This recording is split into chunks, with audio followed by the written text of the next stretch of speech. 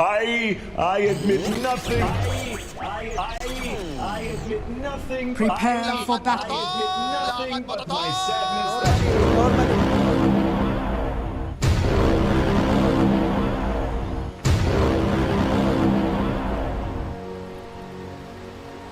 所以这里就是选择2个戒指出门了。你气不气？我是一个没有感情的刷钱机器。我是一个没有。我印象中之前那盘优伟对上一个毒龙的对线，好像优伟也是这么出门的，好像也是2个戒指出门。I admit nothing but my sadness that you're gone. To say here, and we've seen that a lot where a Viper just doesn't really deal well with dispersion because, well, Spectre has high mobility. Spectre. I is going to, you know, my sadness build a that you're Monk style gone. anyhow. With Hunter style, you can't be looked down too hard in that neurotoxin or nether toxin nowadays from the Viper.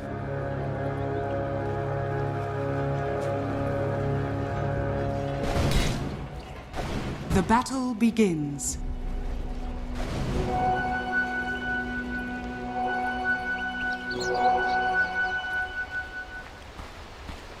Alright, so no early game aggression, no region trades just yet. Let's get talking about these matchups. Void Spirit over on the mid lane against Queen of Pain. We've seen this one a couple of times before. It's ever so slightly Void Spirit favored here.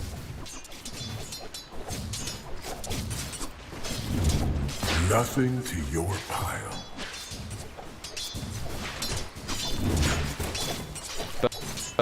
This matchup, I feel like it also really depends on skill, and another hero that I want to see Ken play, maybe in the second game of this best of 2 series here, would be that Earth Spirit, because we've seen him run all over teams with that Earth Spirit before, but Shiro, he is struggling with this lane pretty much the entire time. So this Spectre, set up for a hard lane, getting poked down, just getting pushed in. This tower could also just drop real early, and that would be devastating for the Spectre, because yeah, you can farm jungle once you get all sit. Once you just have that hog to always hog in or out. You don't even have to carry TP if you're just AFK jungling onto the Spectre necessarily. However, going jungle too early, especially against the Queen of Pain, who just loves diving people, loves tracking people down, and well, making it swift and putting it into their life there. I don't know. I mean, Queen of Pain is one of those heroes that snowballs up the gangs. I feel like that's also one of the reasons why people love her so much.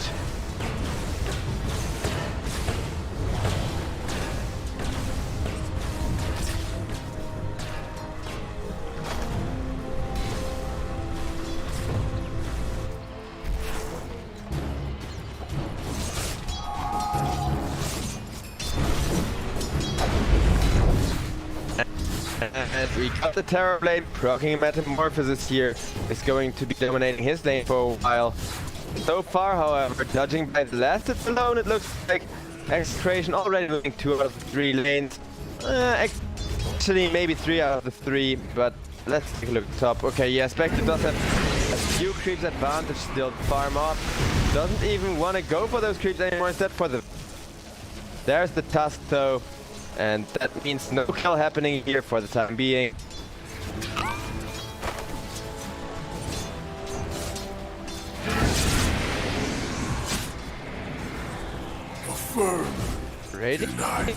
Taking that much damage that he's actually at risk of being killed means he can no longer bully the Spectre, so the Spectre finally able to farm in peace. And what's happening? Over on the bottom lane, Terrorblade without that Metamorphosis is actually at risk of being killed, especially with that Clockwork Iron Shell synergy. Look at the damage he is taking. That is gonna be the first shot going to the darks here. He can't believe that it worked. Well, I can. I mean, it's Matty Terrorblade. What can you really do if a Clockwork just gives him a big old hug with that battery assault? And that I can't believe. Because on the mid lane, apparently Ken just got either run out and died. But you know, them both sitting at low health for pretty much a minute now. So that ever so slightly Void Spirit favored mid lane lineup suddenly turning out really well for the side of Immortal here. They can just keep that up. They can just keep the Screen of Pain and get Void Spirit to get those 6. Go for the ganks that the Queen of Pain needs and the Void Spirit wants, because that's kind of how this dynamic works. Void Spirit, he is not too reliant unless he really falls behind to gank people as early as he can, as early as it's that level 6. Whereas the Queen of Pain, you do not want your Sonic Wave on cooldown for too long. That's just such a waste. The Kiro lighting up Execration, but looks like it's not even going to result in brawl on the mid lane despite a very nice start to things. Over the bottom lane, an early vacuum too, just to make sure that those iron shells do get the damage in and touch with the tech team dishing out a lot of damage to Clockwork, not really able to get away, and more importantly Dark Team wasn't able to burn them with the iron shell, because 2 iron shells at once, that really hurts. I mean, you can already see Bane's health ticking down whenever he's in the melee range of Darks here.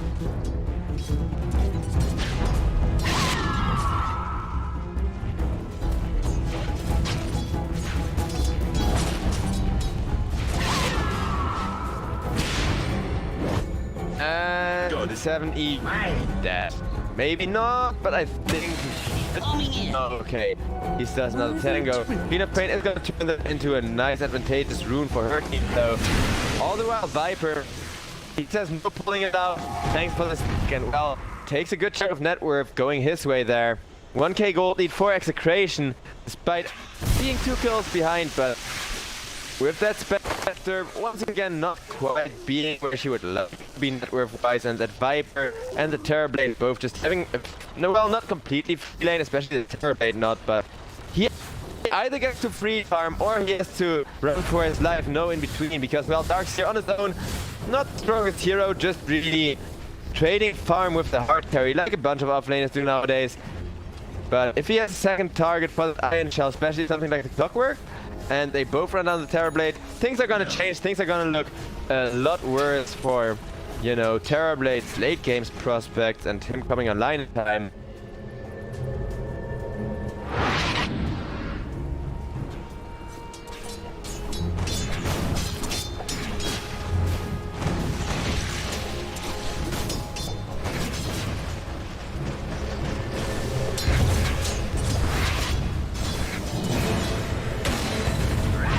The bottom lane, a failed dive. Oh, not just a failed one, but a glorious fail there. No other way to put it. As Queen of Pain, she gets the double that she came for.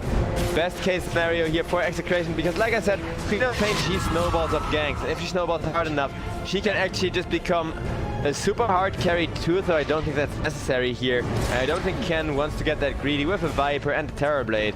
Him just getting spell damage and later on a Sheepstick, plus that Fear Talent is already going to give him plenty of late game prospect.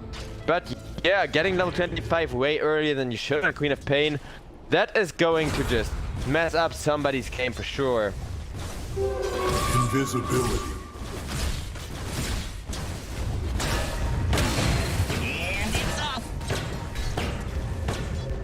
And Payload switches over to the mid lane. Until the Viper TP comes on out, he was actually in a lot of trouble there. Middle tower is under attack. Oh, also Clockwork, he's got that little drone flying next to him. The coolest rocket player there is, really, if you ask me. Since, you know, the lane stage is currently quiet, after both teams tried to go for big rotations, and in the end it's all working out favorably for Execration here, who are still struggling to find space for the Terrorblade, but not struggling so hard that he's not going to come online. Just, you know, not quite winning the fights they want to go for to make those, that farming space happen. Especially with now Clockwork running into the jungle, finding a low elf Terrorblade with the Sunder available though. Who's low elf now? Well, that's gonna be the Clockwork dying, and Jakiro is just gonna go down as easily here. 15 seconds till that's Sonic Radiant's Wave. bottom And tower on the top is under lane, attack. EHome and Mortal are still having a game. They have not fallen off yet. They are not all chain feeding yet. The Queen of Pain would really like to change that. Nice save from the B02, who is now looking to try and, you know, force EHome and Mortal to chain feed a little bit, but they know to Radiant's just bottom back off, tower is under that they attack. do not want to take any risk. Still, Ken is hungry. He wants some food, and any food that prevents himself for that Sonic Wave would be much appreciated. Not quite food, on the contrary, with the double damage rune, the Queen of Pain has to run for her life. So those rotations, really not working out for either side. They're just trying to out-rotate one another. Radiant's bottom But tower Execration is are in a under way better attack. spot, simply because they're Dire's Terror top Blade. tower They're is farming under this attack. well, their Viper is sitting on top of net worth, and most importantly, they have Sonic Wave on the Queen of Pain. I feel like if EHome and Mortal are able to just bait out the Queen of Pain ultimate, as the Spectre remains farming for a while, things could Radiant's bottom tower is under attack. change real easily. This 2k gold lead doesn't really mean all that much. What means a lot is the Queen of Pain ultimate right now. Once that's on cooldown, Dire's without getting a middle kill, tower is under without getting attack. any major objectives done. Oh, that's the Honto. The other big ultimate, which still isn't that big in this game, but big enough to kill Raging Potato anyhow. Clockwork, one more hit and he would have been dead. And Pathison would have, as he's just gonna survive. 7E, jumping out of there. He does not want to die on that White Spirit and isn't gonna die on that White Spirit.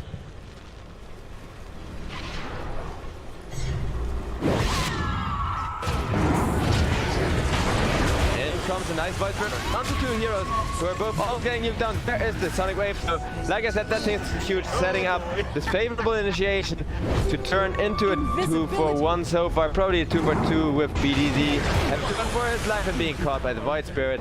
Nicely done. A very good catch. Gonna invis up with his bottle and he's gonna be completely fine. Does not mind at all.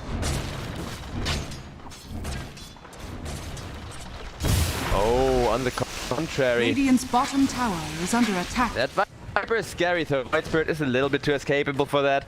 And look at Palos. He is just waiting for the 200 mana, I Radiant think. structures He wants are to fortified. get a full heal. Radiant's And bottom tower is under attack. well, that's also gonna work. Thanks, Bane, he says. Reduce teammates' health to slivers. Then again, with that brain sap, I don't think Bane minds too much, especially boots. He can just sit behind the Terror Blade in case he gets jumped. Give him full heals every now and then when he needs it. But the gold net worth is turning back around because, well, EHome and Mortal, they are getting their spec slowly but surely, at least somewhat aligned. She's 700 gold behind the Terror Blade, but I don't think that's too bad, really. Oh, that is though. At least if 7E go, yeah. Has been killed. The Courier too, just to make sure that Radiant's bottom Execration tower get is all of under their gold attack. lead back. Can now go for a push on that mid tower with the Metamorphosis available too if they feel inclined to use it here. Dire's middle tower is under attack. Radiant's bottom tower is under attack. Dire's structures are fortified.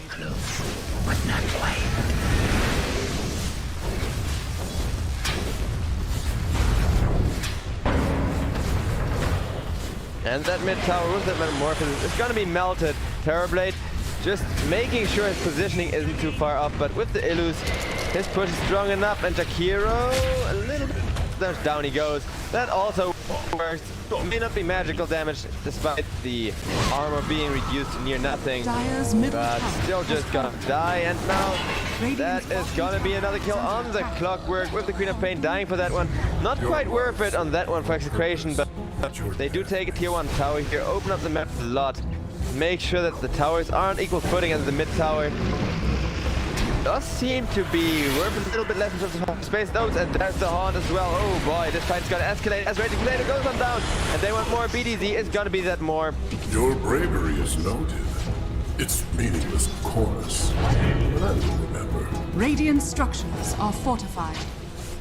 So, the entirety of EHome Immortal grouping up on the mid lane. Radiant's middle Except, of tower course, is under attack. ironically, not even the free farming Spectre Spectre, but a Clockwork from the top lane to make space and prevent the Terrorblade from free farming instead. I mean, either one is good. Radiant's Either you let middle your carry tower has fallen. get farm where nobody else is, or with minimally something like a Bane sitting behind him on the Terrorblade, or for the Spectre, you know, something like Clockwork sitting there with a hookshot available. But oh, look at that high ground, and Terrorblade will get the Sunder off. But this is what I said about the Jakiro during the draft. Exactly what I meant.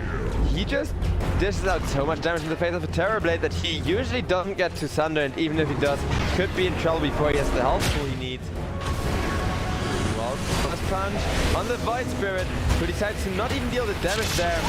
Make sure that snowball save didn't ruin his day. But look at the Queen of Pain ultimate coming in to ruin the day of EHome Immortal. And this game is so back and forth so far. Down goes 7E and down goes the Jakiro. Nicely played, Ken. Got himself a double kill. Well deserved one at that, because this is how you use the Queen of Pain. If you want to learn that hero, just watch this replay, take some notes on the positioning, on where he roams and when. And I feel like it's going to improve your Queen of Pain a ton, because, well, he's doing an impressively good job. Saving up for that Orchid now to make sure that... Well, who do you even Orchid is the question here. Not because there is only, like, mediocre targets. On the contrary, every one of these heroes is super spell reliant. Even the Spectre, who, yeah, she's a hard carry. She can deal with silence. I don't think that's too big of an issue, but she can't really team wipe when silence with that Horn. Oh, Raging Tornado, he wants to go in the tree lines. Nice save from the Tusk. 7E going down. Viper will get the ultimate off. Jakiro is gonna die for that one first. BDZ is gonna die, however, and so will that Viper, as now Queen of Pain dishes out a ton of damage herself. Terrorblade, he's got that Metamorphosis, and there is his target. Nice Fiend script, and boop. Down goes another one. 3k gold lead now for Execration, who are pulling this ahead before the Spectre has much of a chance to come online. Saving up for that Manta Star, which is going to enable her to deal a ton of pure damage, especially on a lockdown target away from friends, but... The wages of fear.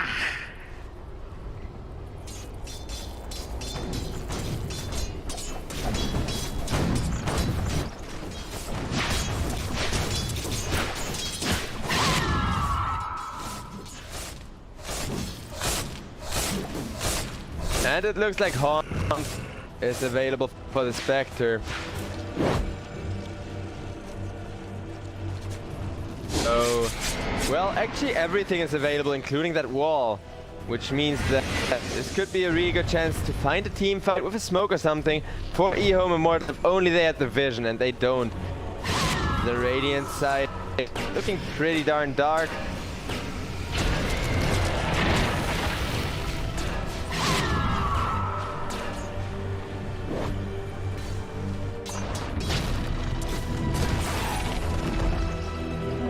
Pain without consequence.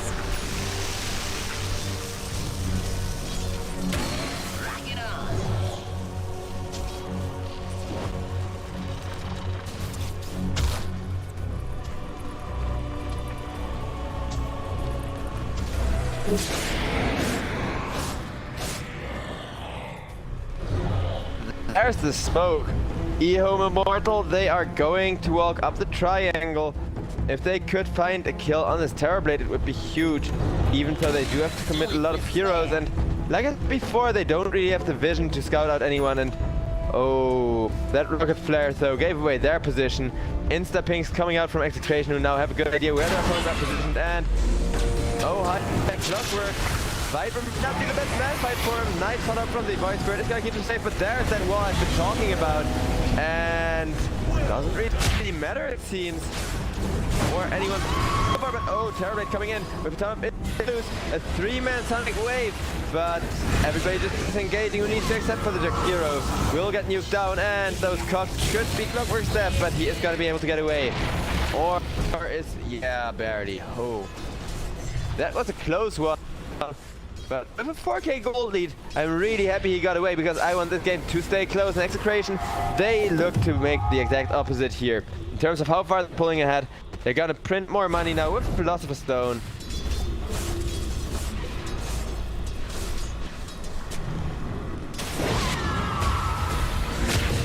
Clockwork, getting Walrus punched up. Void Spirit. got to feel the burn of the Orchid, but no follow-up to that, which would have actually just been disastrous for him too, because, well, how do you defend yourself in times on a Void Spirit? You don't. That's about how simple it is. And a snowball coming in. Well, the Viper setting up for a kill on the Bloodseeker, while trying to also deal with 7E. And look at that magic damage reduction from the Viper, just amplifying the Queen of Pain's nuke. Void Spirit is gonna jump out of there with his ultimate as well. And Queen of Pain, she wants to blindly jump him. Instead, blindly jumps Jakiro, who actually did really suffer from that Scream of Pain there. Another Walrus punch. But Execration, I feel like they want to go for another Metamorphosis fight until they're just hoping to fight pickups, just hoping to get people to make a mistake. But with this Terror Blade,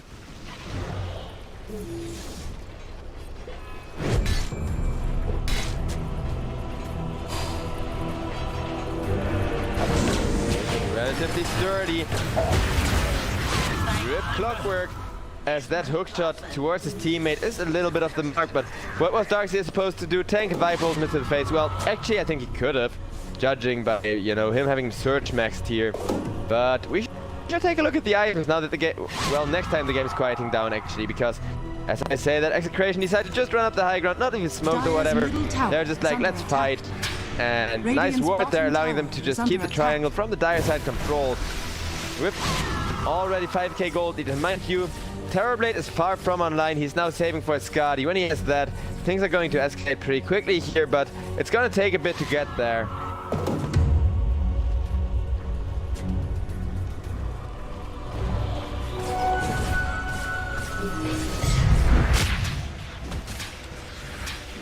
And it looks like Clockwork is gonna be the first kill of the fight. That Orchid burn this time around really hurting as Queen of Pain completely happy to commit the ultimate there. Well, rip Jakiro as well, and rip everyone except for that Spectre, who didn't get an opportunity to haunt in properly. And I don't think that Spectre ultimate would have mattered there, because Spectre is far, well, okay, Manta style, but what does she go now? I don't think Shiro is tanky enough to fight into a Viper, into a Terrorblade with Metamorphosis here.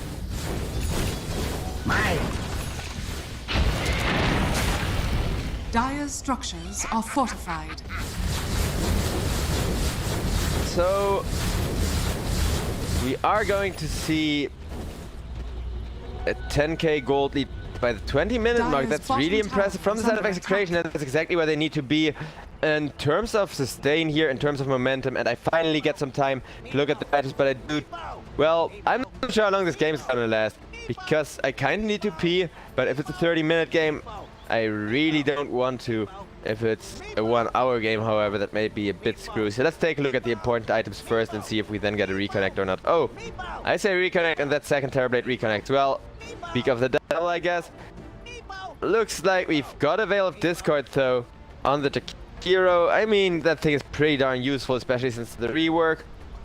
7E saving up for, guess what, an Aghanim Scepter. Yeah, that's right guys, Void Spirit just going with freaking Yules into Aghanims here. Meanwhile, the Darkseer, he's got some Guardian Greaves, helping his team survive, sustain those team fights. Great synergy with Spectre, as she really loves to be healed up.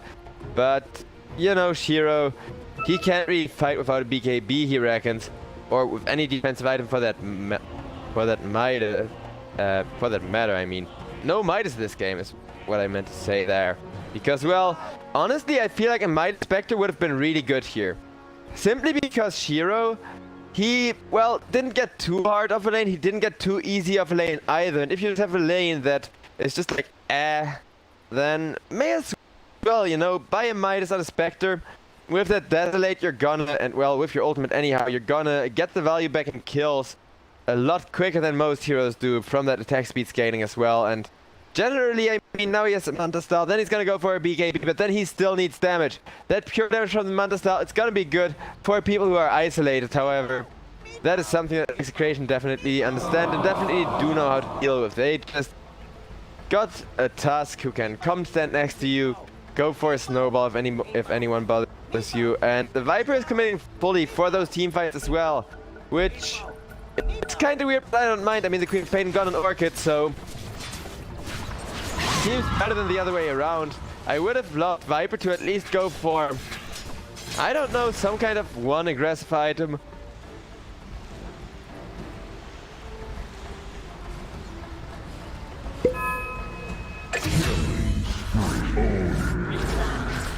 Okay. Got the blood on you. That's the clockwork killed off and insta-haunt in return, but that's just the high ground. Or hookshotting up the high ground? Can I see a fight recap? Oh yeah, he hookshotted up the high ground. What he thought was a Tusk alone, and then it was like, oh hi, we were actually just chilling here waiting for a smoke. Just imagine that. I mean, okay, I did say supports working up high ground is a dangerous game anyhow, but it doesn't get much more frustrating than that.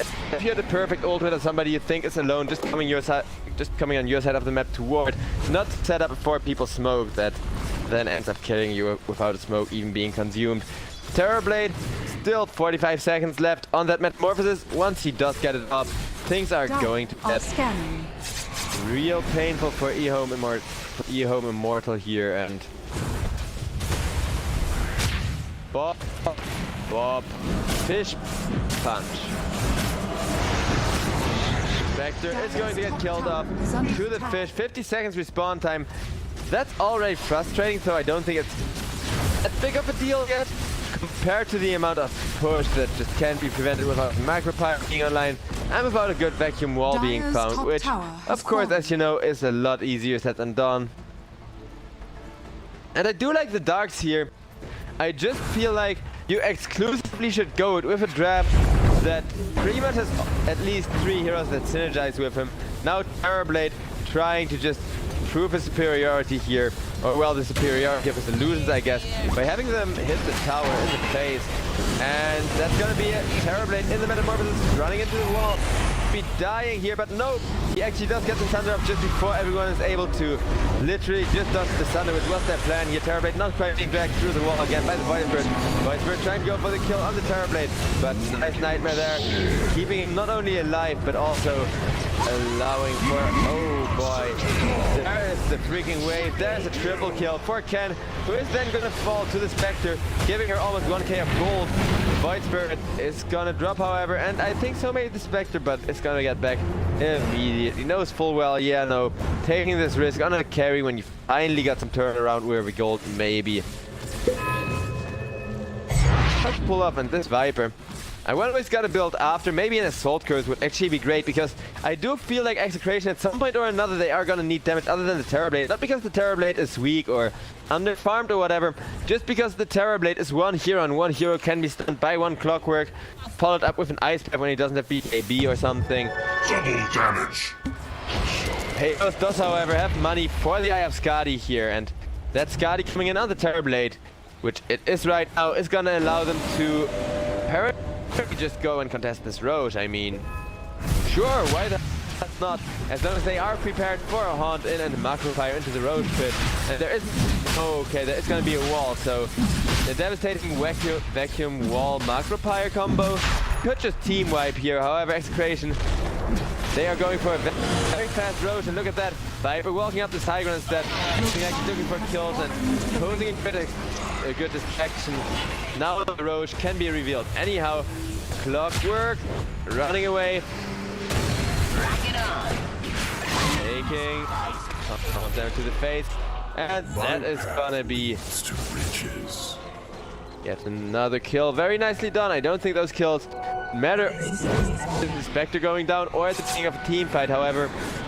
With how split EHome Immortal are positioned, just to make sure don't get insta-nuked as a team here, and that they can maximize PM to try and catch up, which is of course a lot harder than it looks.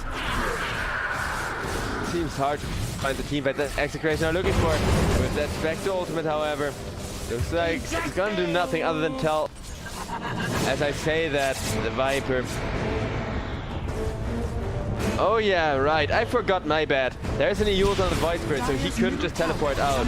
I was like, why did... Oh, and the kill on Seer as we initiation with the Fiend Skirt on the Tusk for the next kill. Yet another fish punch in his face. And a ton of that being down. Jakiro will find a multi-hero macro pilot there, but is that going to be good enough? Maybe actually as the slow plus the wall to really add up. That is 3 kills. The Queen of Pain, however, comes on in, goes for a very nice ultimate of her own, and the Terrorblade, not sure whether he should run or whether he should fight. Well, running does seem the somewhat more appealing option right now, I would dare say, and that was a stun preventing him to go for an ultimate. Execration, do they want to fight this to try and save their hard carry or not?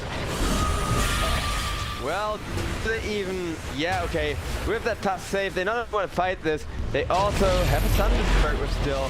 Okay, so much for that Thunder to work with. Now, can Execration still win this fight or not?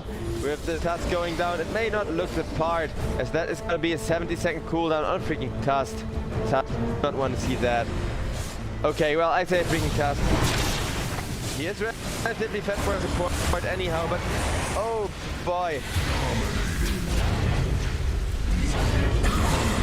That's gonna be terrible dropping in exchange for Jakiro. Very good trade, and Viper gets pure damage in the face by Shiro here. Once again, Shiro just running for go for a kill. Hookshot in from the club who just wants to be helping, just wants to be there with his team with that battery assault. And look at that, he's tanking a Nightmare there, making sure that the advance can continue, but it looks like they will not find anything on the side of EHome Immortal.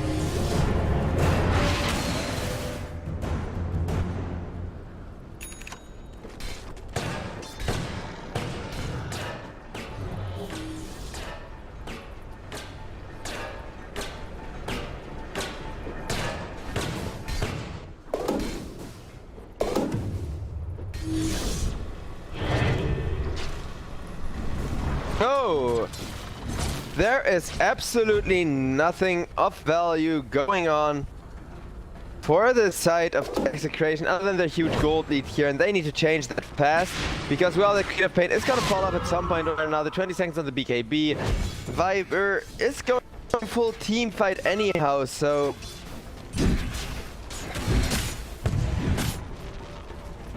Execration tick-tock there on the clock. Spectre went for a Diffo Blade here, which is interesting. I mean, it does give you all the attributes you need in order to kill off people more effectively. The mana burn is kind of nice. I do against the Tusk, but only against the Tusk really at this point in the game. Was it? Well, maybe the Viper, I guess. The thing is, mana burn against Viper can be really good, especially if Viper is denied casting that ultimate. However, look, this guy's in pool. He doesn't really have to worry with plus 23 points of intelligence about having all of his mana burnt at once. Dire's bottom tower is under attack. Still, if you just prevent the Tusk Snowball, that alone can matter because, well, Execration, they did win a fight this game because of a really good save, but it's gonna keep making EHome Immortal's life difficult anyhow. So if you start off a team fight on any one of these heroes and completely deny them, the chances are looking really good for Execration still to make a comeback here. But from a 10k gold lead, 11k gold lead, I do think we can talk about a comeback.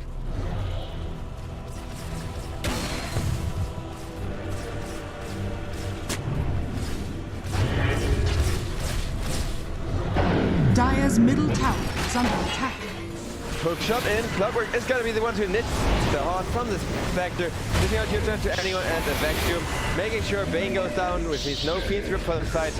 And Tusk will be the next one, as Viper just got picked up there as well. Triple kill for the Spectre already, as they want more. They may almost have gotten it there, but Queen of Pain did just activate the BKB. And we'll make it. Okay, made it out of there, just barely.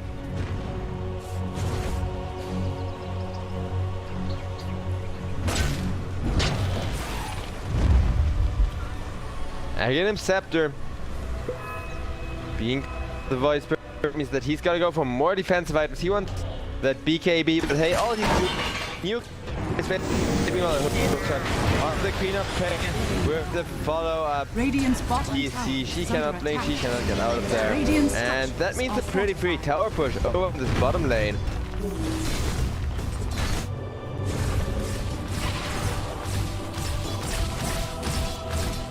Team Execration, they went from 11k lead to a 6k gold lead, 5k going around a single team fight with not even all the big ultimates being used there. There was still a wall, there is still a wall. The Spectre Hunt remains on cooldown for 35. Okay, that's doable. At least if the side of EHome Immortal can just back up. Meanwhile, Planet is getting nuked by the Viper and the Tusk comes on in. Securing the kill for himself there in a very impressive fashion actually. I mean, killing somebody off with a snowball. Then again, do keep in mind that poison attack does remove magic Dire's resistance, middle so... tower is under attack.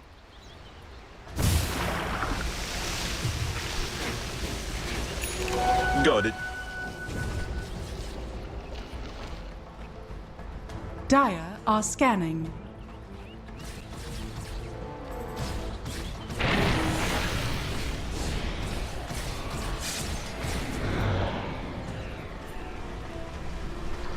EHome, they're still playing this super safe and disciplined, making sure they don't make any mistakes at all, giving us some time to look around. Let's see what items have come out from all of that fighting, from both sides, from everyone getting all of the money going that they can possibly create across the map. Terrorblade got a 10-second BKB, guaranteeing him a Sunder, and the road can be up as well in like 30 seconds or something. Meanwhile, opting for a Skull Basher, which I think is huge because, well, you did see what she does when a target is alone. With a Skull Basher, you're going to be able to keep a target alone for longer, especially because it adds so well to the Diffu Blade.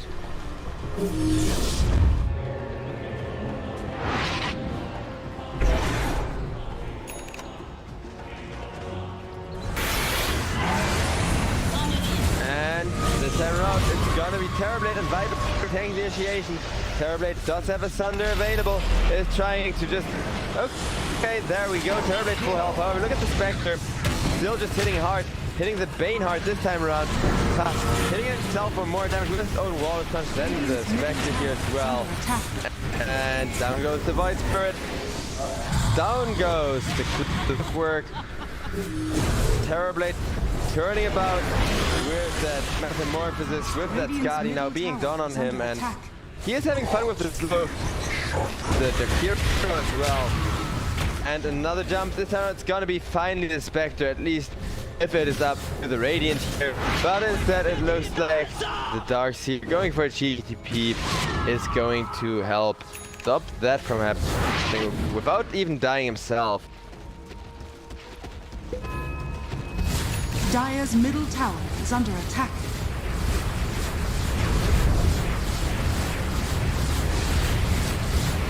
Dire's structures are fortified. Dire's middle Terrorblade tower giving is us a under demonstration attack. on how to deal with vector protection, at least until the Metamorphosis wears off. Then Payload is just gotta get out of there, does not want to fight until the next Metamorphosis anyhow. Once he gets that, these are going to get real screwed up. Or at the very least they should, because if not, this Spectre is gonna make swift mincemeat of him. With a Manta style, 3 people dealing pure damage.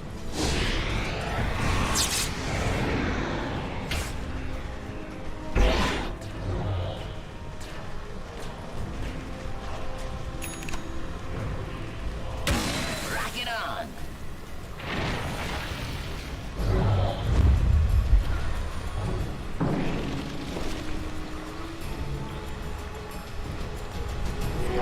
Worthy tribute. Just up here. Look, it's like that. The next initiation with the clockwork just getting taken. Oh, but not done actually. The Queen Pain ultimate driving everyone into like half of their health. Shakiro was getting killed too quickly. She respawned there. Clockwork also doesn't really have much of a choice but to get killed eventually. And well, Raging Potato goes down. Terrorblade going for a killing spree, and everyone buying back on the side of EHome. that may be losing the game here, but they do know they've tried their all.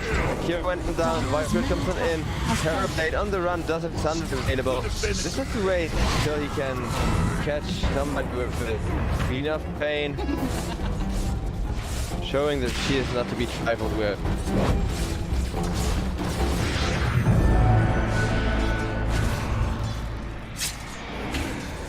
Dark's here, buyback now. Dire are scanning. Roche is up, however, and that means that Team Execration, all they need to do now is kill Roshan, get an Aegis on either the Terrorblade, or perhaps even this Ken Queen of Pain, because Ken has been playing freaking well.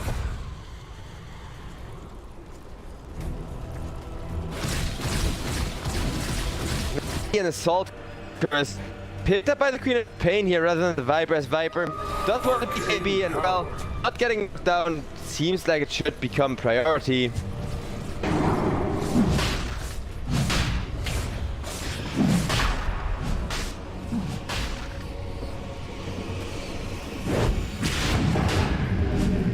Queen of Pain wants to get a go going on this Void Spirit. Not quite gonna happen though.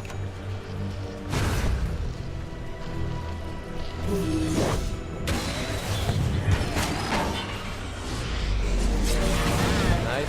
He took some in, but we'll do enough. We're gonna see and gonna find out quickly as Shiva. Oh boy, Raging Potato on the high ground, killed up. Terrorblade still going full raid bus mode here. Let's try and kill up the Clockwork. Himself coming out, and this Terrorblade just taking out tons of damage. That is gonna be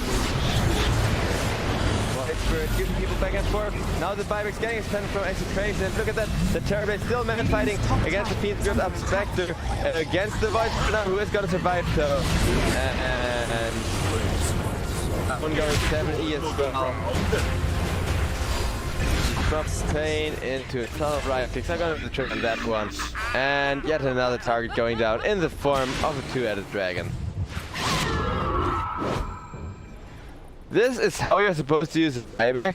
Not necessarily, but well, 15k gold lead. I am fairly sure Execration are pretty happy about that. Illusion!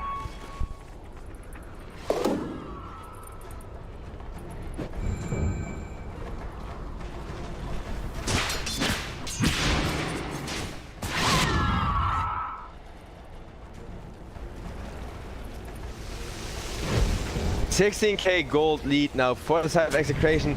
Not only is this road gonna help me, that more, it's also gonna allow them to finally take a bunch of fights near their base, preferably up the high ground, because this tier 3 is surprisingly easy to push compared to how hard it is getting past the team that you have to kill before you push that.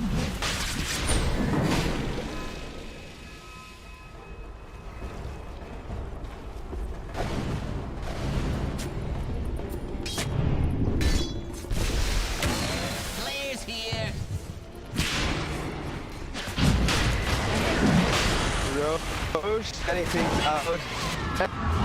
There's the hook shot in on the Tusk, however. No Roche deal could happen. On the contrary, everybody has to back up real quickly from the side of EHome Immortal. And they do want to steal this Roche. They want to make sure they get this one so they can attempt to terrorblade. However, first back in is going to kill the hero first. And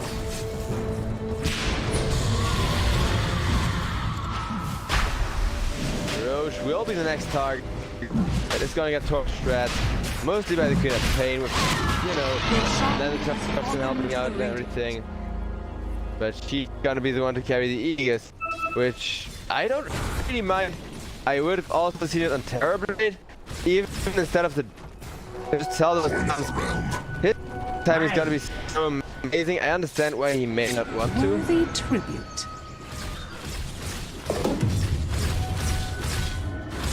Illusion Escape too.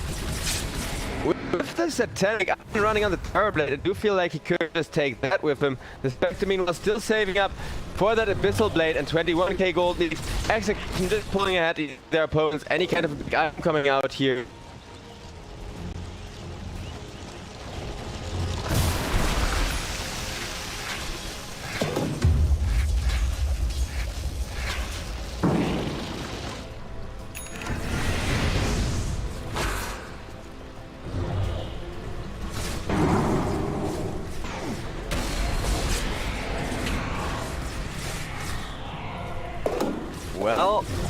last year.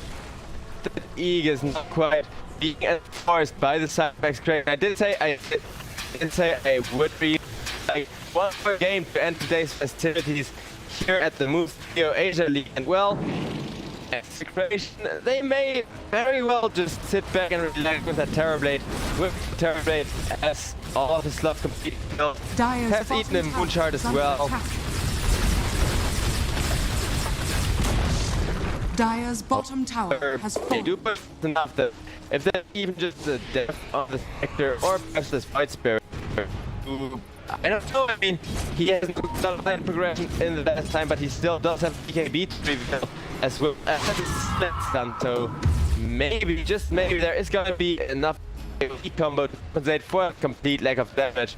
Well, complete, the Spectre still does it hard, but other than that, for the head of EHome Immortal here,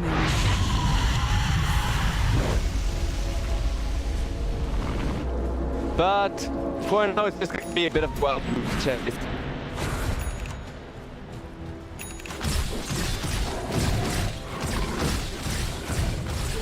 Double damage. So Terrorblade is the only one I have it. And I feel like if the side of Execration knew that, they would have already sent the real Terrorblade high ground. Instead of a kind of illusion, even a kind of illusion. He sends like 20, oh no, more like 10 of them in total. This tower is gonna fall as long as they can keep the vector protection away.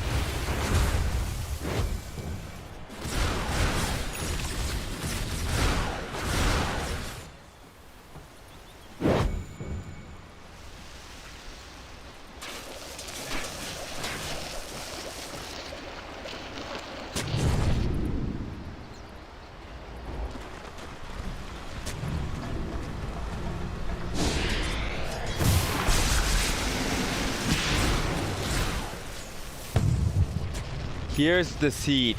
Let's see how well Execration are able to get a hold of the first tier 3 tower.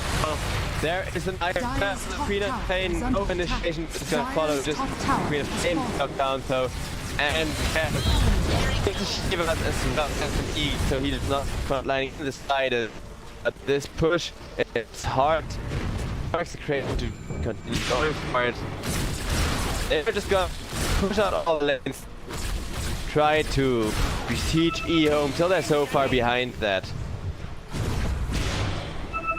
well, they are without the means to defend themselves, but this wall is always going to stay relevant. Dire's bottom That's just tower why I is love under attack. the Darkseer so much. You also got a flicker going on, which is a really fun item during those team fights. It's really chaotic because you can control it yourself, but it usually is real freaking useful. And I want to see this Terrorblade proc the Metamorphosis, run people down, especially with that cheat, so he can full heal in those team fights, perhaps even triple if he gets Sunder, then cheese, then another Sunder. 40-second Sunder cooldown. That should still be very doable with the cheese, and there's the Metamorphosis. So those wrecks are finally gonna fall, and EHome Immortal, they are forced to defend here. How are they gonna go about that though? Trying to prevent exactly this from happening. There is the wall, there's the Queen of Pain also, just to deal with the wall is for the most part. Spectre on coming in, hitting up the blade for 2 minutes nearly. Terrorblade, he needs to fight, he still has the BKB ready, unlike Queen of Pain. Void Spirit dodging the wall of punch there, nice from CP, but that is not going to be enough of this raid, and down goes the next objective here. Terrorblade forced to run out of there, but he doesn't have a Sunder ready, BKB Sunder. And with the Metamorphosis still up, he can continue fighting. Spectre, however, will kill the Queen of Pain. 2 minutes cool. 2 minutes left on her. Terrorblade Spectre. So they gotta kill him twice, and he does cheat too. Not gonna munch on that one, so as he wanted to save it and did not expect them to deal that much damage or have that much crowd control for that matter. And well, it sure is a lot of crowd control. However, Execration, they do have all the buybacks in the world, and EHome Immortal, despite making it hard for their opponents to push, how good are they when it comes to pushing themselves? Well, with the double cannonball wave, this is kind of fortunate timing for them to just now get about a perfect team wipe, really.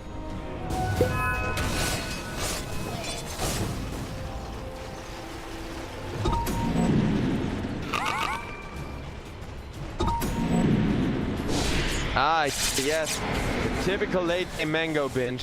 So let's again continue pushing. Radiant's but middle tower let's see. is under attack. I mean, this picture does tower damage. That's nice. I wonder how many other tower hitters they really have. No, okay, well, I do respect Octarine Core on Void Spirit a whole lot, but no death later means this push is gonna be slow, just a tough buyback, and even that could be enough to defend the tier 3 somewhat successfully here.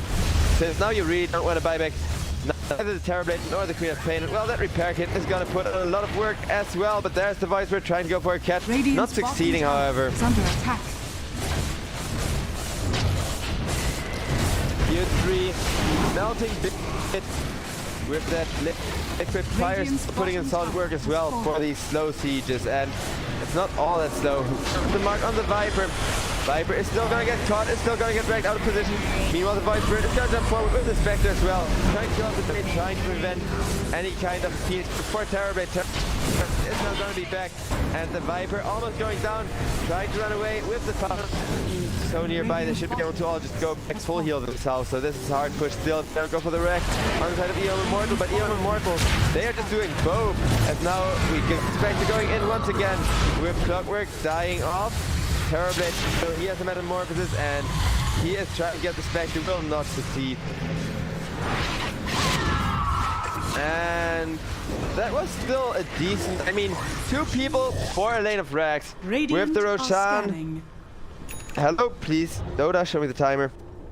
35 seconds away. That next Roach could be devastating for either team. I mean, Terrorblade, he's still got a cheese for himself to munch on. If he's hungry, he can just get himself to full health. Last time around, I mean, maybe he just didn't want to eat it because he wants a second cheese off of this Roach and then push high ground. This with double cheese. Wait, does cheese have a cooldown? No, right? 40 seconds, huh? I mean, Sunder cheese seems so good, but you have to survive 40 seconds every freaking time. Just surprisingly long time in those heated team fights. Roach is now up, just as the Tusk did walk out of there. The Spectre, however, doesn't scout it out either, and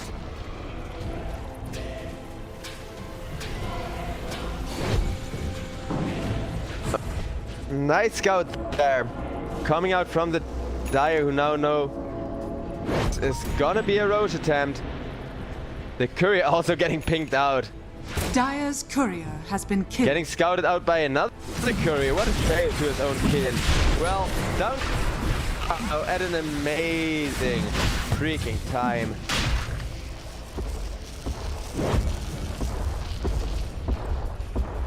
Or not. Half the Roach goes down. Because then EHome, they group up, they go for smoke. Probably want to smoke the Roach pit. But with the Clockwork, they have the luxury of not falling for that one. And not just being in triangle instead. EHome, they suspect the enemies are on the triangle. Go out, breaking the smoke, pass the horn, trying to kill the bait, trying to get rid of that fiend. The Spectre instead is gonna jump the Tusk. Does not get to kill the Tusk. And ooh, that initiation from the Queen of Pain, slowing everybody up, but nobody wants to jump in, nobody wants to frontline on the side of Execration. And that means EHome now, they get to go in the Roach pit. Yet another insanely quick Roach contestation. Queen of Pain, however, doesn't mind peering everybody out of the pit for a second or so. And nice ice into wall with that Aghanim 2 from the Darks here. Nobody's died yet in this like fight with everybody jumping down, including the Roach. The Aegis is gonna go to Terrorblade, however. RR goes down, and so will the Queen of Pain. Queen of Pain doesn't fight against well. Terrorblade, he needs to keep on fighting. That's the Aegis. Your queen. Dire's middle tower is under Queen of Pain just had to buy back, but with that ice trap, turning on the Terrorblade immediately, and the Thunder available. He has to get out of there. He does not have the Metamorphosis activated. He does have a buyback available. Maybe forced to use it here, and it's gonna be the Terrorblade going down as we now get the Viper being ran down as well. 2 minutes out of Viper, and Terrorblade, even if he has buyback, this could still be the timing for EHome Immortal here.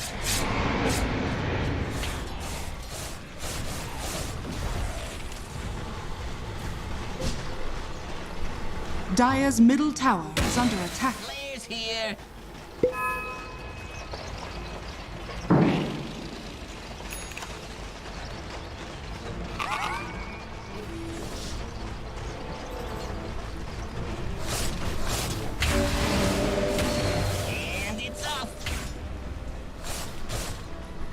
Oh, hey Moon, so you joined me for what seems to be the final end of the series, as we're already 50 minutes in the game. I was gonna, I am still hoping for those big jungle items, but it looks kind of one-sided from here on out, with EHome Immortal finally once again having a charge to push, and once again having the double catapult exactly when they do want to push. So, doing a lot of work to get some good siege damage in, and even the repair kit can't keep this up forever. However, look at that. Chivas, but Pain gets caught. There's an age-long wall. Palos has to be careful not to step in it. Bane is gonna die first and foremost. Now let's see who's gonna be the next target. Pain is gonna get stunned up once again, losing almost all her health. Even if Chivas not gonna protect you against that, and the Terrorblade will be the next one. And BDZ will finally die. GG, well played. What a team fight to end things up. Well, there's me wishing for my 1 hour game paying off. Oh man, what a series! 3k gold lead for Execration by the end still, but it's just the Queen of Pain falling off and the Terrorblade being disabled in those team fights, and then not quite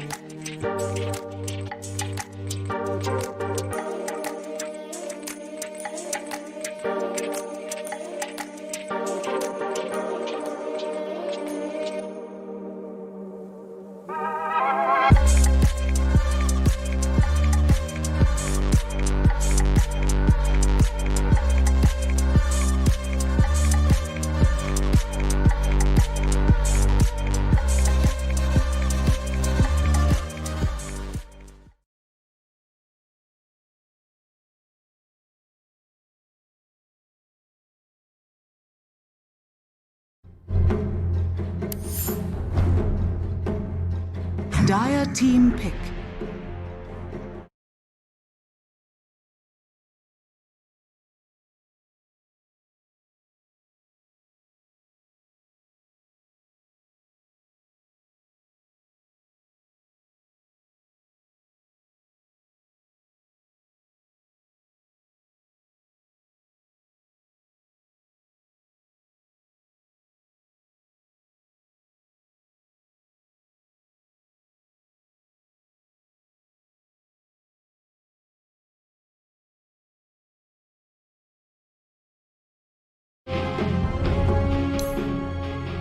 Ten seconds remaining. All right, 5 hello, seconds welcome remaining. back, ladies and gentlemen. The final game of the day. And looking at how we've been at it, it's actually not been that short of a day as it felt like. That last game was actually a really long one, a nice dragged out series, making sure that, you know, both of these teams Dire just team don't overextend, don't really lose game too early, but in the end, playing a little bit too passive there. Cause Execration the game, they wanted to make sure they don't overcommit towards that Roche fight, and not overcommitting caused them to just not get 10 in or seconds out in remaining. time. They were kind of stuck between a rock and a hard place there, and that 5 caused them to seconds remaining. then lose the game in the end. So sometimes you just need to make up your mind. It would have been better to just say, yo, no, screw it, we're running in, guys. Of course, very easy to say in hindsight, especially from the caster seat.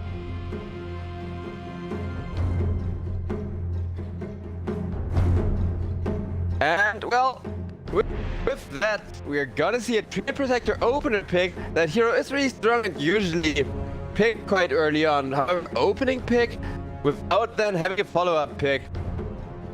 It seems kind of strange, to be honest. Not going to lie here.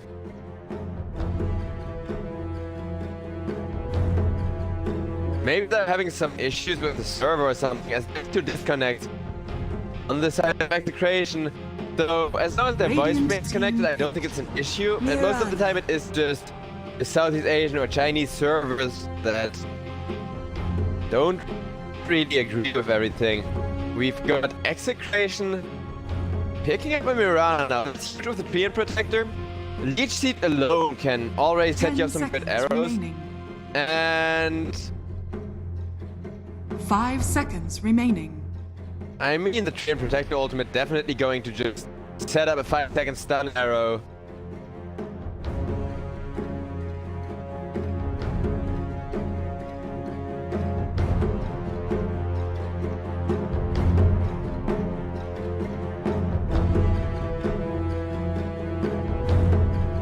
Both teams actually using up reserve time right now. Look at, well, that amount of respect, I dare say, but I think it's more of a frustration, especially from the side of Execration. But both teams gotta be pretty, you know, pissed off at how close that game was, and no right to be that close, according to either side, I think, because both had a winnable advantage and didn't get to use it to win really when they wanted to, which is why it turned out to accumulate in that huge ass Roche fight there going down. Dire team ban. Legion Commander.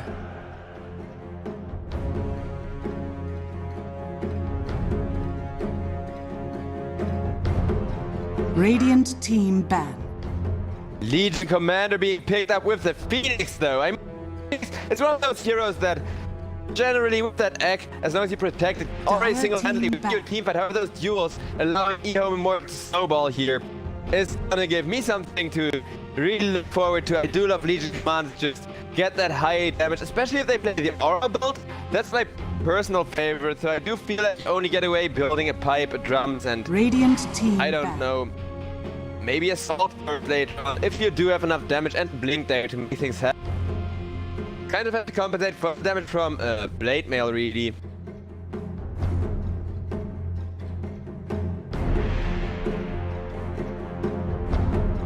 Ten seconds remaining. 5 seconds remaining.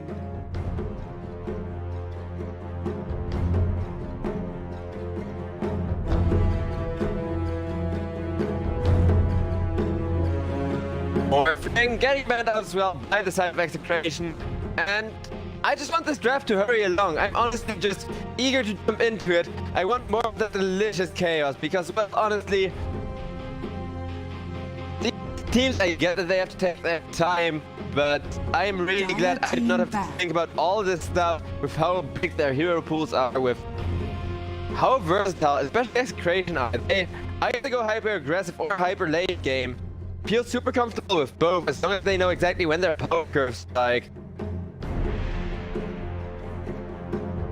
10 seconds remaining. Radiant team ban. Anti-mage going down next, not gonna get picked up here. So thankfully not an anti-mage game. I have had my fair share of that hero, and honestly, not that he's better or anything. Well, I mean, thing is, Execration, they could have picked up an anti-mage against Legion Commander anyways. You can't spell shift that duel, so might as well ban it out. And I mean, 5 seconds remaining. also one of those heroes where the entire game kind of revolves around the anti-mage.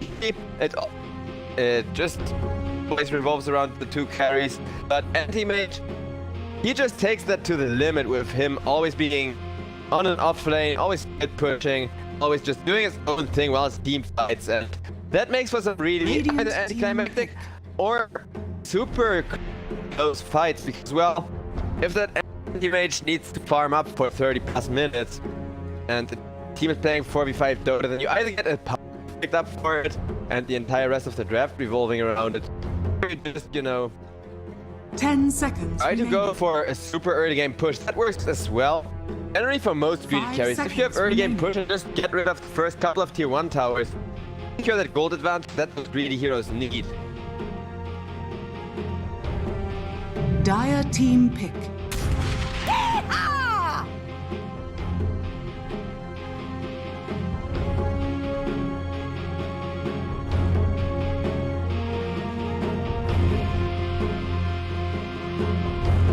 Radiant team pick. That getting picked up by EHome Immortal, that may be a bit of a block pick as well, because of course Snapfire counted that Phoenix egg with the little shredder. Also the cookies on a Legion Commander are huge, so I think maybe, well, I don't know. I mean, this is so weird how they're gonna lane this. 10 On one seconds hand, remaining. Snapfire better position 5 support here, as Phoenix benefits a little more from having a lot of gold. On the other hand, though, Legion Commander getting pet cookies and just being able to run people down with that overwhelming odds moment of courage build. Team is really 10 good, seconds remaining. as well as the Legion Commander purge against the Mirana arrows, against the Trio ultimate. I 5 do really seconds like what remaining. this draft just brings to the table here.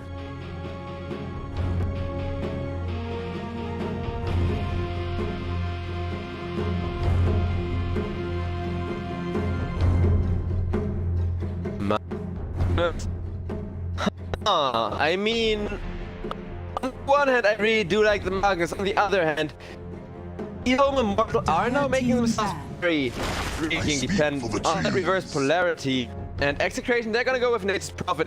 They have a lot of experience with great synergy with the Mirana, but Mirana is gonna hit a ton of arrows this game anyhow. Let's hope I don't miss a ton of kills because of that. Well, we're gonna see about that with the Nature's 10 Prophet ultimate. There's a lot of remaining. global nuke to follow up those arrows as well. If you just arrow somebody into 5 an Nature's seconds Prophet ultimate, remaining. it's pretty much always just going to enable a ton of ganks Radiant at very team low back. cost in terms of how much space you're wasting, in terms of how many rotations you're wasting. Dire team ban.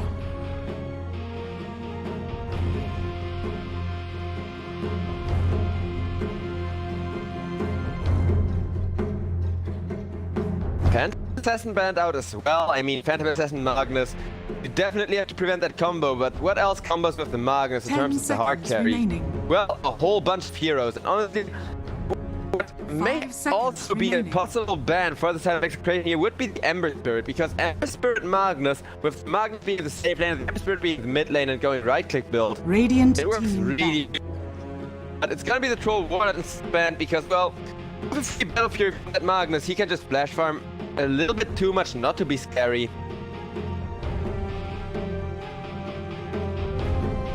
As for the last pick on the side of EHome, 10 seconds they do have the very remaining. last pick of the draft, and I do feel like they kind of are planning ahead. And it's gonna be Beastmaster and Vengeful Spirit band out the Beastmaster here.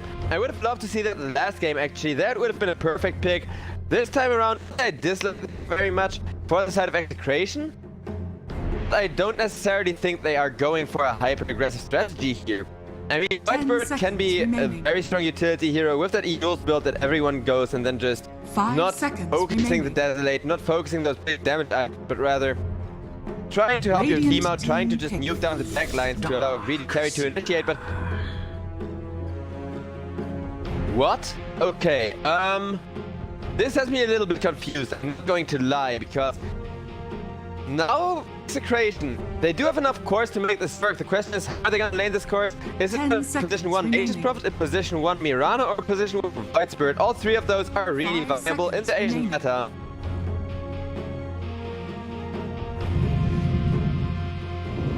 Juggernaut. Choose your hero. Oh, I know who I'm favoring this game.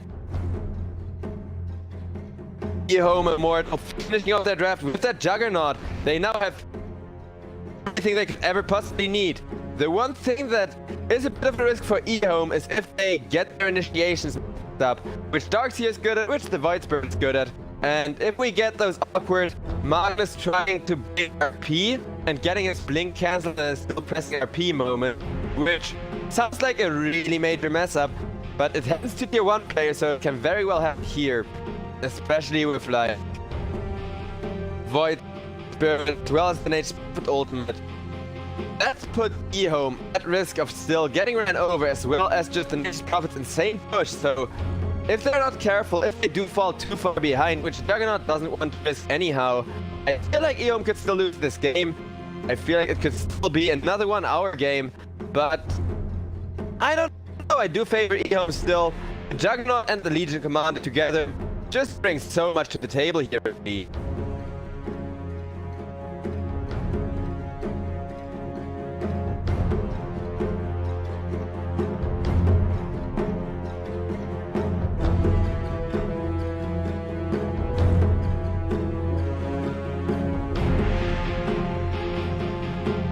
So we put in here, and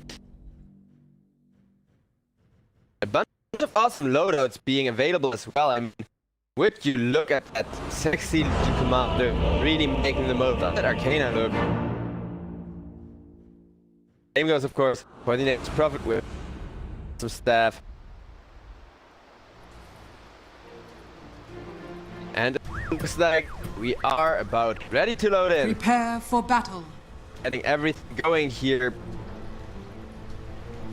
More importantly, let's see how this is gonna be laned. Red Potato, he is gonna be playing a core Mirana position 3, I guess, on that bottom lane. At the very least, I do think so. I mean, Ken is obviously mid in Void Spirit, and I do feel like against the Magnus, you want to play that Void Spirit anyhow. It's just going to give you the best possible matchup under the game circumstances. So a mid lane Legion Commander could counter out the Void Spirit. I'm not sure if they want to make that rotation and risk Magnus' farm for it. I don't think so. But, well, Nature's Prophet gonna be that position 1. And those games usually tend to end a little bit quickly because, well, either he pushes a ton, or he's just going to fall off.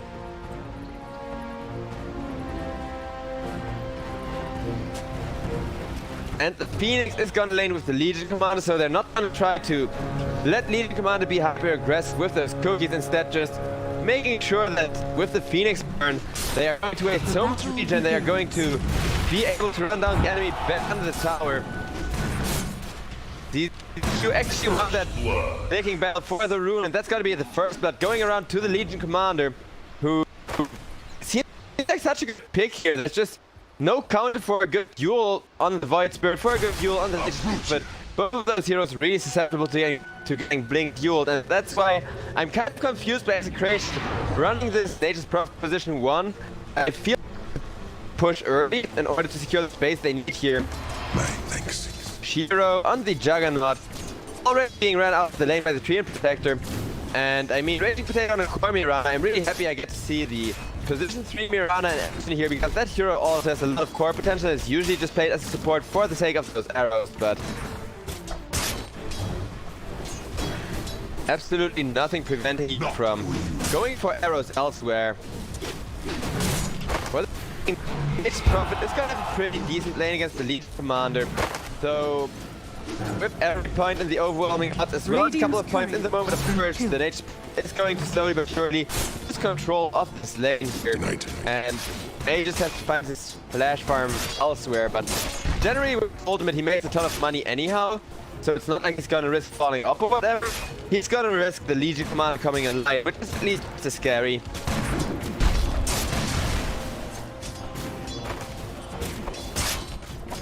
Juggernaut 2 got that awesome Arcana going on.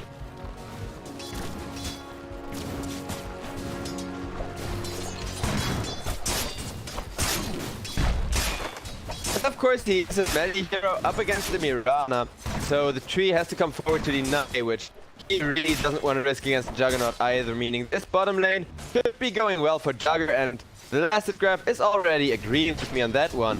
As for the mid lane, Void Spirit going to get all that he lasts against Magnus, but what he's gonna lack in last, he's gonna compensate for by just burning through Magnus's regen, making sure that he's either going to have to rush his bottle and get it at really good timing, or just waste a lot of money keeping himself in this lane to not fall behind too far in terms of experience.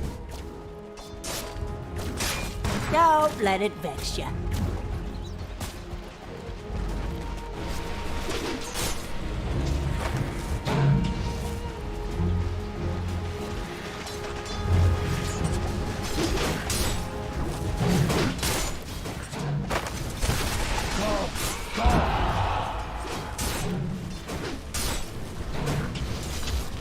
The attempted surround there, bringing back to the good old Warcraft 3.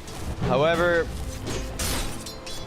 it does look like EHome are just winning 2 out of the 3 lanes with the Nature's Prophet farming well, but like I said, Counter Pick also farming really well.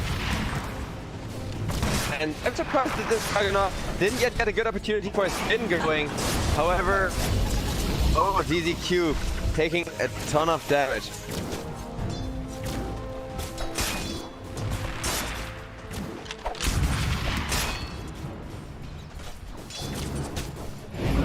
Once ganks start happening, this game is gonna speed up a ton anyhow. And look at that, the Void Spirit not going for a point in dissimilate. And while I don't necessarily disapprove of that result, it was a bit of a near-death experience for him to get put under the tower there by Magnus. And off the mark, he does still have the shield to work with here, but 7E, oh, that was a close one there with the skewer. And he's gonna skewer forward instead. Phoenix comes in with a bit of burn damage, and Ken is just gonna die. My temple. That's the 2 for nothing. EHome, they are now for sure in charge of that mid, and despite the Void Spirit just being that good of a hero when it comes to bullying other melee that he's laning against. Legion Commander decides to just walk back after. This creep wave got messed up. And this is Execration, they're pretty happy with finding the Nature's Prophet all of the farm that he could possibly want. He is gonna opt for a as well to make sure he's just gonna snowball as quickly as possible.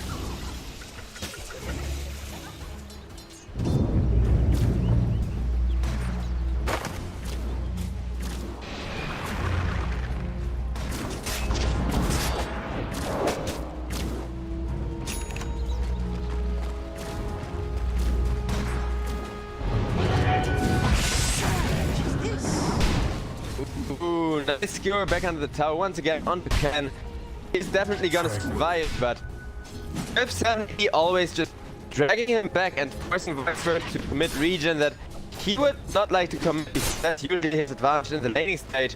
As long as he can keep hitting those skewers, this may be a very good game. However, the goal is still in favor of Execration, mostly just because of how well this Nature's Prophet has been farming, because of how much regen has to be consumed from the side of EHome and Mortal, especially during this early game, where they don't really have a team fight available yet, which is kind of what they're aiming for. DZQ is going to go down as well on that Snapfire. Out of my way! Roddy Potato got to be pretty pleased with that. That core Mirana actually just had impact. And while I was expecting Juggernaut to try and go for a play here, it was instead the Darks here dropping over on the top lane.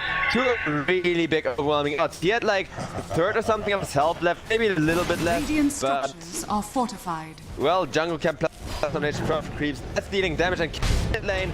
He is doing a lot of damage too. Nice ultimate there and another one to get himself away, but that's right, probably double damage up. Phoenix is gonna connect and Phoenix just flying out of there nonchalantly. Magnus getting back, getting iron shot, but look at that double skewer under the tower. That's gotta be the Spirit Protector just dying to the tower there. Thanks to that skewer, however, RR on the Darks got himself a double kill with that iron shell. Really using his early game power, and there's Juggernaut's spin attempt. However, a bit of miscommunication. As I think they should, cookie the Juggernaut forward, and in goes Nate up to punish that. I'll tear you limb from limb. With a bunch of. Now they know no spin available for Shiro, so Shiro getting around down in lane Execration. Man, they seem pissed and they seem really happy to just have a hyper-aggressive strategy here. However, look at that. 7E still very much just going to enable a return kill there onto our the Darks here, who isn't really that scary to carry late game. However, right now, it's not about the late game, it's about Execration not being allowed to get their nature profit too fat and being able to push those towers down in a matter of minutes or seconds even.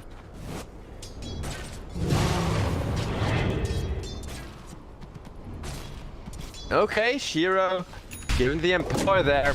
He is approaching level 6 and the Juggernaut ultimate is one of my favorites. The seeds of fortune.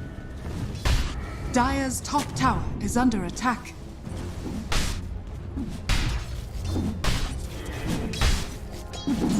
And well, Nature's Prophet comfortably sitting on top of the net worth.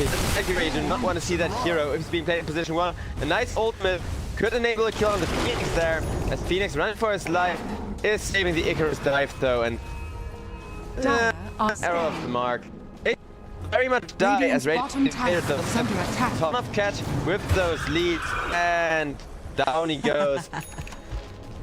Mirana laughing her ass off about that one. I'll hurry back. 7E coming in. Is he looking for a skewer attempt here or just... Oh, arrow in his face, but thankfully he was walking forward there, minimizing the distance, and look at that! Nice cookie! Skewer back, but oh, the interrupt from Ken coming in just in time. Not just in time to save payloads actually. One last... won't take too many. Yeah, just done that. Oh, there's the RP, so gonna kill off Raging Potatoes Mirana, and that's 7E with a double kill, putting himself ahead in that warp. More importantly, killing off the Nature Prophet so that he cannot be allowed to push. And yet another kill. Not a triple for the Magnus there, with Phoenix killing the last on that one. But while I'm talking about that, the Legion Commander is also catching up a ton, able to just run at our arc here. Nature Prophet is gonna come on in, and LC decides against that duel for the time being. Can however just creep skip like this. Just kill out the tower. Not really mind too much. You know, take himself a rat to the face with that moment of courage, with the ability to even get rid of those iron shells really quick. A bounty which my matriarch will prize. Radiant's middle tower is under attack. And DG Commander just running at the Nature Prophet, trying to get a good fight going. The Nature Prophet ultimate gets committed, but this is a Juggernaut with an ult available coming in. Amir gets used against that one, preventing the Juggernaut from being able to test his ultimate there, but LC just teleporting out of there, going back to base, getting a nice little full refresh. And that's going to be the Juggernaut dying, maybe, yeah. He could have YOLO ulted, hope for the best, but I feel like the Juggernaut ultimate is too important to keep. Meanwhile, Mirana just got killed off there by the Magnus once again on the bottom lane together with the Phoenix. And this Magnus is going to do such a great job of protecting the Phoenix as long as he keeps his net worth. He's already going to have excellent blink every time with that reverse polarity, allowing Mortal to just really push this game forward because right now they are behind the net worth. I mean, Raging Potato on that Mirana who just died. It's still sitting at an amazing net worth. He has drums, he is saving up for the Desolator, allowing him to rock kick for a ton of damage. Meanwhile, Nature's Prophet going for a hand of Midas. Well, that's starting to pay off already, at least a little bit, considering how Palos was getting ran down and was getting focused by that fat Magus the whole time. But with that, the gold net worth now actually not looking bad at all. And if you love this build from the Void Spirit, he is going for an early Orchid. He's just gonna take a cookie to the face though, and juke out of there. If he had just scraped the fire, he could be dead right now. Shiro comes on in with a healing ward though.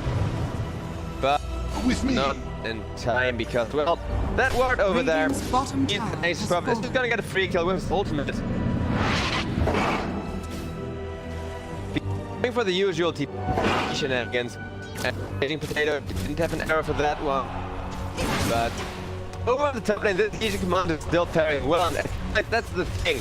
Execration, they may be coming online faster, but their enemies are also coming online. In terms of drafts, EHome and Mortal is definitely favorites. As long as they do find a couple of good fights soonish, things could go their way real quick. However, with 4k gold lead, they do need to hurry it up. If they do just fall behind too far, it's probably very well to start pretty much one-shotting people, and Legion Commander coming in with a duel there. They don't really mind if this is not duel victory, especially not with that RP being available. They're just happy they killed off that mid lane Void Spirit, who wasn't actually as scary as they thought. The real scary hero is the Nature's Prophet, but that one is a lot harder to catch. It's just gonna get burned away by the Phoenix, poking him out of the lane there. Is under attack. Radiant's bottom tower is under attack.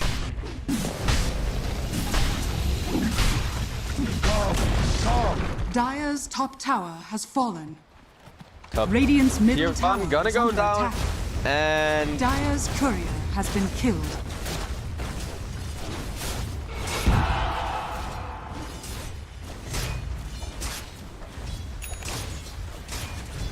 a gold lead only for team Execration now. I feel like whoever gets the better push going here is gonna pull ahead for a while. The Commander vacuum out position, heading just by 3. She's usually the one that wants to gang up on people, but look at that! There is a duel with a ton of globs coming in from the Snapfire. However, Cat just barely surviving until it. The Legion Commander picks up that kill with what may not really have a single duel victory just yet, but with that blink there, I don't think 59 is gonna work too much about that. 5-9. Whatever he wants that pronounced.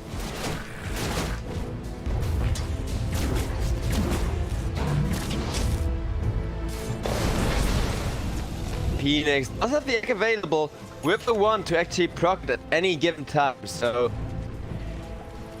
EHome, they could just go for another team fight here if they do find initiation of any kind.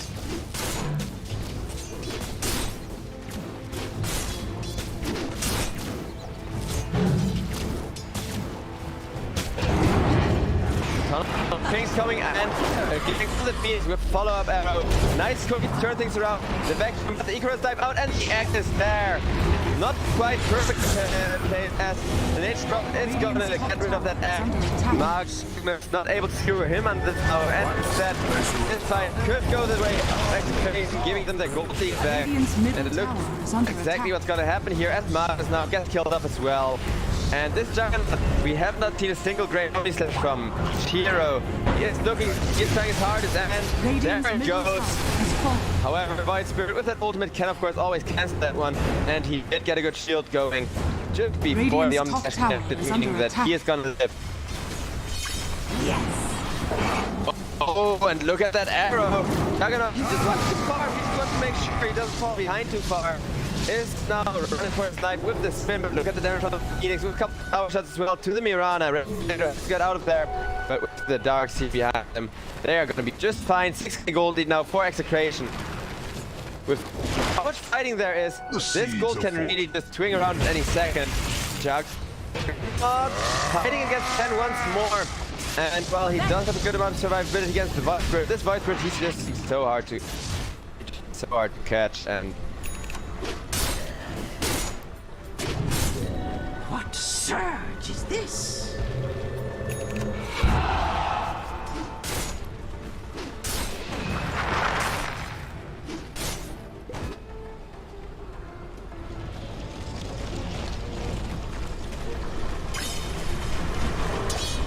Battle Fury!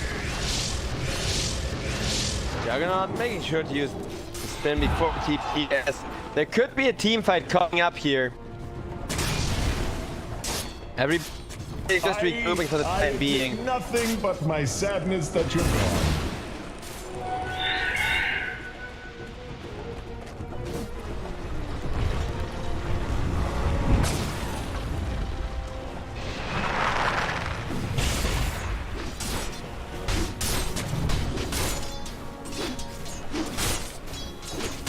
And we are back to playing a slow game with a 6k gold lead, however. It's gonna be still out farming Execration here, especially looking at the Nature Prophet who already got himself a Desolator. However, it's gonna be a double Dazo.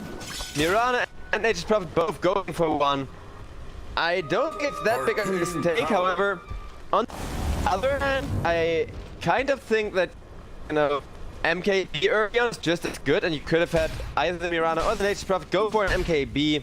There isn't really a need for a double Desolator just yet, especially not with how well Execration have been positioning this game.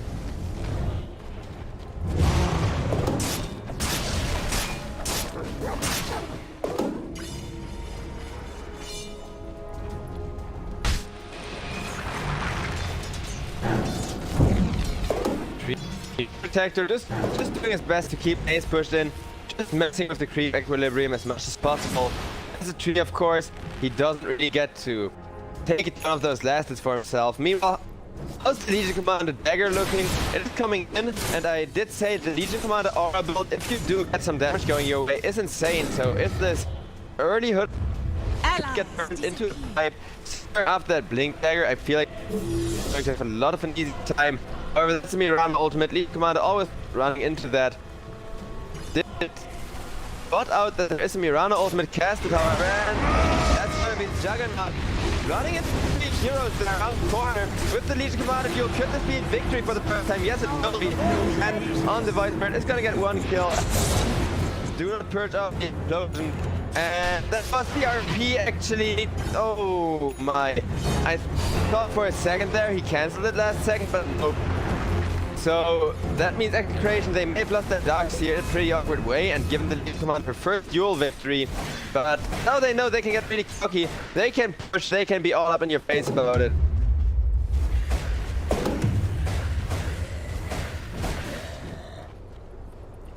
Radiant's bottom tower is under attack.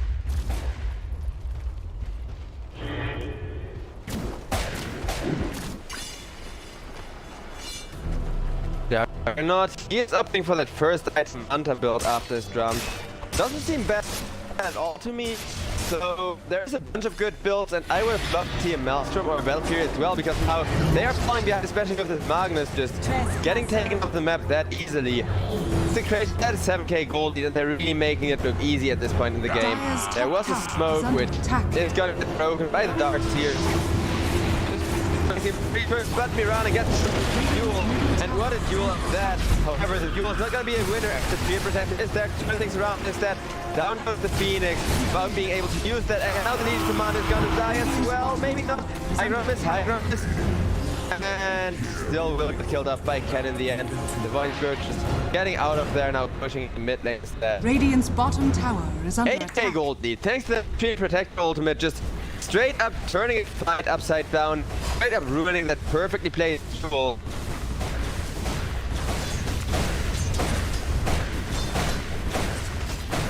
Radiant's bottom tower is under attack. And Radiant structures are fortified. I'll take that as tribute. Fortification. So Nature Prop get it out of there. Otherwise that would have been a free tier 2 already.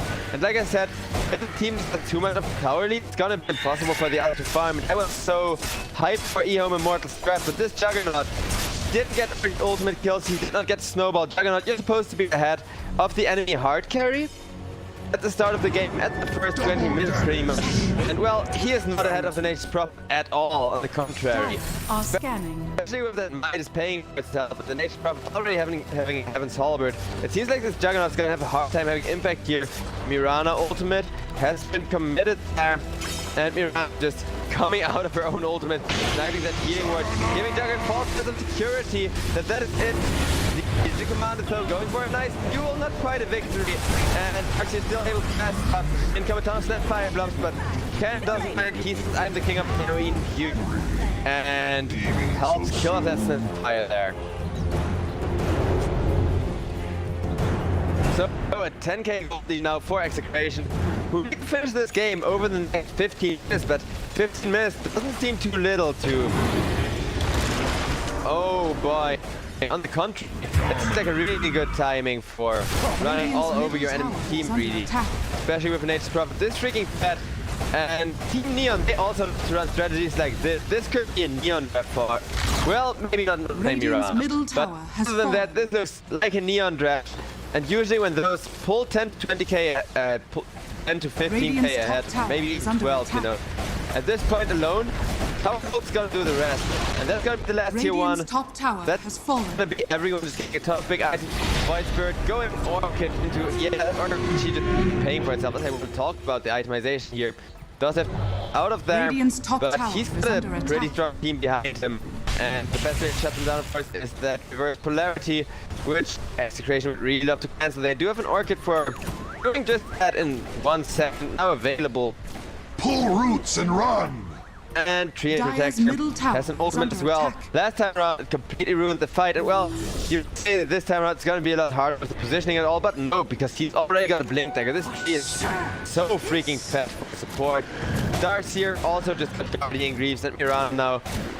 Potato, he wants that Butterfly just to force their opponents to get some answer to evasion, which really isn't Juggernaut's strong suit.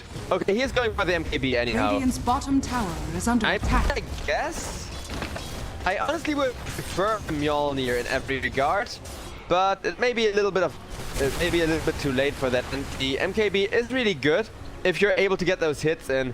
I just feel like Juggernaut in those fights, he's taking too much damage to the face from the Prophet, from the Void Spirit if he has no spin available. Really make use of just going for the biggest left 10 item in the game. Void Spirit is gonna fight the Snapfire, but nothing he can do about that. Meanwhile, the bottom lane, not that worried, but he takes a bit of damage to the face, but this is still gonna be just fine.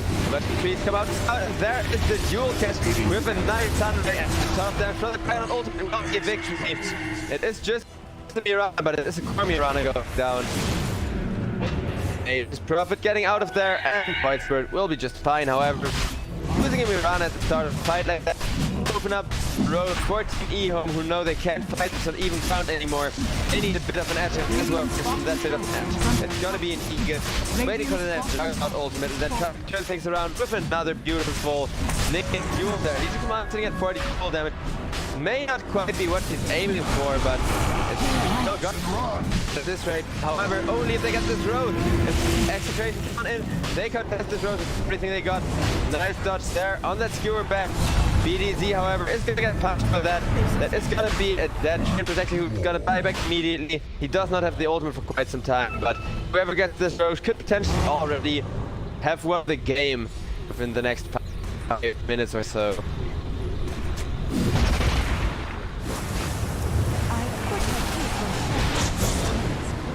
And it looks like the reverse polarity actually just hit nobody other than the wall, which he really didn't expect. And now that Mirana jumping forward, just dishing out a ton of damage. It comes to Phoenix actually. They have enough attack speed to hit it with all of these consumed, and you will know they don't.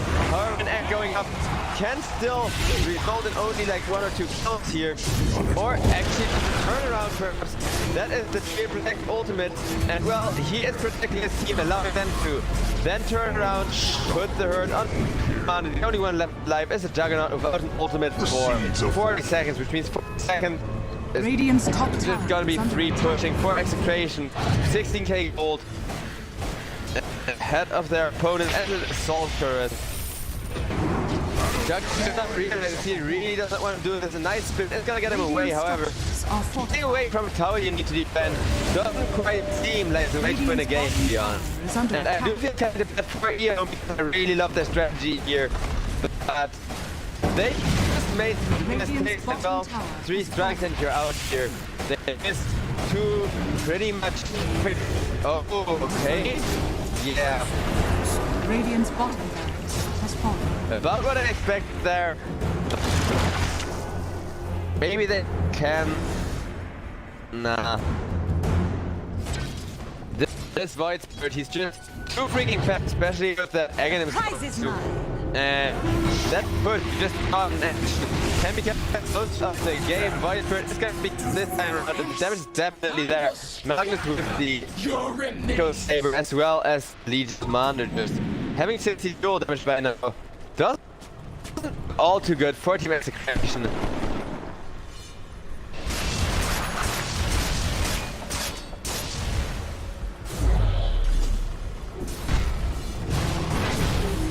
Oh man, I did not know that lifesteal on like an Iron Shell hitting multiple things. Look, that Dire's freaking middle tower Look is under at attack. this. He's turning into a freaking disco. And while that's going on, we have another team fight initiation with Mark jumping forward. And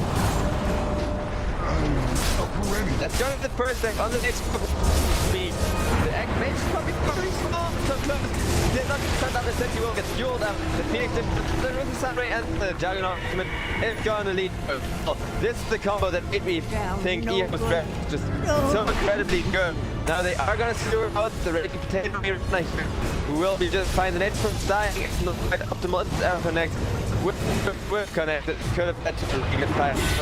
And that's going to be the Jackal going down. That's going to be the Strike going down in the second here. But he doesn't spin, save himself completely. But Rana, meanwhile, just hitting everyone with that Desolation, making most of her incredible attack speed and decent damage at this stage of the game. Ready potato. He goes in, does deal bad damage and leads out. Ken in a bit of a bad spot, but would you look at that beautiful vacuum? Now you have to be careful, and that's going to be the Juggernaut dying. Leading Commander on 3 feet and will get away. That is, however, against an 18k gold lead, 90k gold. Now with the Rax being decimated by a bunch of pre-split pushing, and that's keep on, and he will not get teleported. It's going to be caught instead. 19k gold lead and Juggernaut as the main hard carry. That's leaving EHome in a really difficult spot. No matter how much I like this draft, no matter how big of a legion and boy I am. Back from, well, you could wait until the Prophet falls up, and even though he does become kind of weaker than the Juggernaut in the ultra late game, Radiant's of course weaker than the Legion Commander in the ultra late game, with 80 dual damage, that ultra late game is still pretty far away, and well,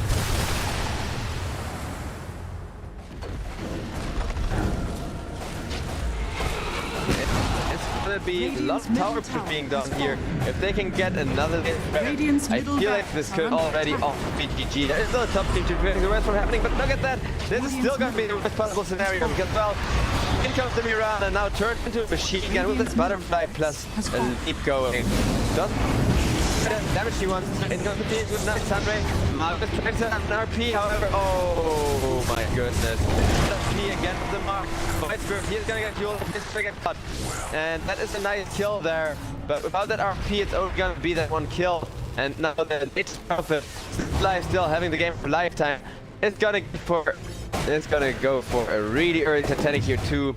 Can then just push in the top tier 2 tower and go for one last aggro siege. Maybe not that roast up, but that takes 3 minutes. Not sure. Execration won't wait any longer than they have to enforce the objectives.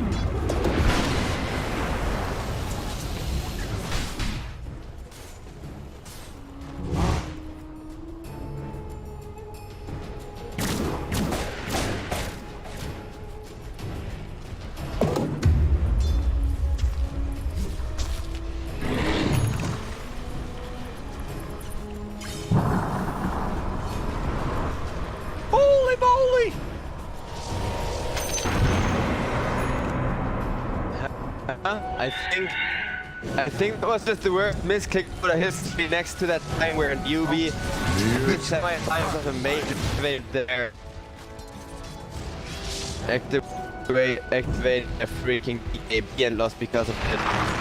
Execration did not know about it fully, so at the very least they don't have any vision of the high ground. Otherwise they would already be running down, finishing this game. They may still just be looking for a good initiation, however, with the Mirana haste move. But it's probably he has got some work to do on the top lane first. He does not have that Titanic going on.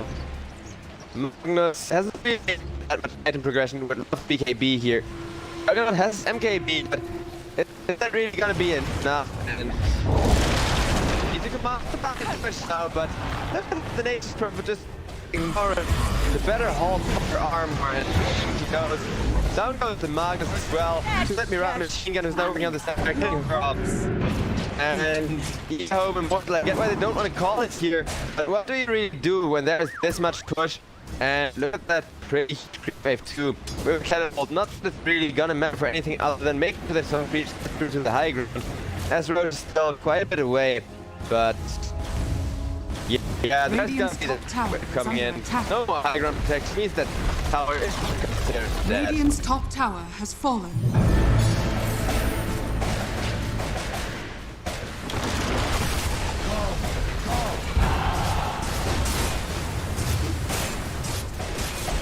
And it looks like Radiant's top tower it's gonna be has fallen. the tier 3, the top tier 3 tower left standing.